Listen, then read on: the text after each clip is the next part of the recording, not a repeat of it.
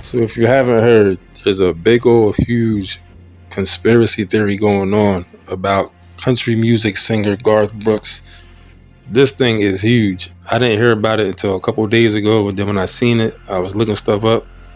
There's tons of content referring to the situation. So apparently, they're saying Garth Brooks, the country music legend, is a serial killer who has unalived or made missing, disappear more than 200 people altogether. They're saying this thing is deep. They got data. They got uh, the reenactments. They got like the thing we put on the board, and you got like the map with the dots on it, and the thumbtacks with the thread and the string, like showing everywhere they're showing that everywhere this Joker has been since the 90s, either missing persons cases went up and or disappearances, unaliving of people went up the same time he was at all these locations while he was there. A couple of them, they even got eyewitnesses giving descriptions of a person that matches him. This goes way back to the 90s. If you haven't heard about this, when you start looking it up, this been going on for like the past year or two. Really, it started with a comedian named Tom Segura. He got a podcast. He's a stand-up comedian, stuff like that. His name is Tom Segura. About 7 years ago, him and his wife got a podcast together. His wife's name, I think, is Christina Segura, if I'm not mistaken. But on their podcast, like 7 years ago, I seen that clip, the oldest one. They was making a joke about how creepy Garth Brooks is. They're saying he's creepy, he's weird, the way he responds, and then there's this whole thing where he had this alter ego, this dude named Chris Gaines. Back in the 90s or like 2000, like years ago, he actually remade himself totally over as a character named Chris Gaines. It was a creepy whole. He like altered his appearance, the backstory he gave for this person. He was like a sex addict and like all this weird, crazy, creepy stuff. And that kind of got pushed under the rug. Like it didn't really work. He was trying to, I guess, rebrand himself for whatever reason, which he didn't have to because he was always has been on top of the charts. But I guess he was trying to rebrand himself or whatever. But they're saying that this is actually his alter ego, the person that he actually is under the identifies as while he's doing these quote unquote alleged acts to people that he's allegedly supposed to have been doing. This thing is crazy, man. This thing is crazy, yo. Like, I seen this, I was like, what? So that led me to, once I seen this, and they was talking about how the people around him, his associates and stuff that work on his tours with him, and his helpers and stuff like that, all had to sign NDAs, which is not super out of the ordinary because people want you know what I'm saying, sign NDAs so you can't disclose and discuss what goes on at these places behind the scenes with their personal business, stuff like that. But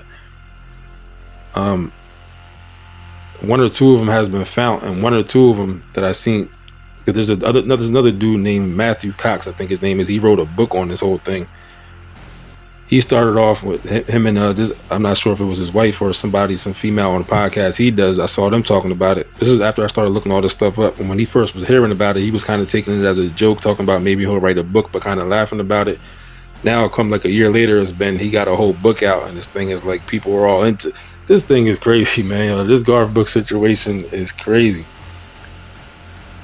Like, it's so crazy to me that I haven't been motivated to actually make a regular video like this and mad long until I seen this. So then as all this is going on, what popped into my mind, just from some of the stuff I heard being described and what they were saying for witnesses and these interviews and stuff, is that on the movie Showgirls, I'm wondering, were they depicting, there's a dude named Andrew Carver, his name is the character on Showgirls, and he RAPE's a girl on there. He's like a big time, huge singer, musician, entertainer, and he's in Las Vegas. That's when the girl first goes to Las Vegas. She meets him. She's a super huge fan, but she has her friend with her, a black girl. And the dude Andrew Carver ends up, him and his associates, his helpers, had the black girl up in the room, and you know what I'm saying, he did what he did to her. So I'm thinking, was this really, they depicting Garth Brooks way back then? Was this really supposed to be him? Allegedly, I'm saying. because you, as you know, and just all this type of stuff. I'm not surprised that something like this could happen, but it is surprising. You know what I mean? Especially for the amount of people that they're saying he's responsible for either allegedly disappearing or allegedly unaliving 200 and something people they talking about. This is not like a couple jokers. He supposedly got rid of, because then they said the first thing he bought when he got his first real check of like $500,000, he went out and bought 300 acres of land, and spent almost all of his money. He had like 30,000 left after that. Spent all his money, almost all of his money, on undeveloped land, 300 acres. This is land that wasn't like flip land. It wasn't like land that's like an investment. I mean, over time it could be an investment because it's land, but it wasn't in the process of being, the neighborhood or the area wasn't in the process of being developed. There was nothing going on there except his land is pretty much like a forest, I guess, or you know what I'm saying, just like wilderness on his land. So they're alleging that at this land, there's possibly hundreds of bodies over there buried at this land. It's crazy, man. And like I said, people are going to his concerts, holding up signs and T-shirts saying, "Where are the bodies, G?" All this stuff. This is like stuff that you have no clue what's going on until you see it, and you be like, "Damn, this is a massive situation." You just never heard of it because you ain't looking for it, or it was never brought to your attention. But then when you see it, you be like, "What the?" We talking about Garth Brooks, the legend, country music singer legend. I think he actually has the highest record sales, I think, in history, if I'm not mistaken. If I'm not mistaken, I think he's the highest solo record selling solo artist in history, if I'm not mistaken. And this thing is crazy, man. Like,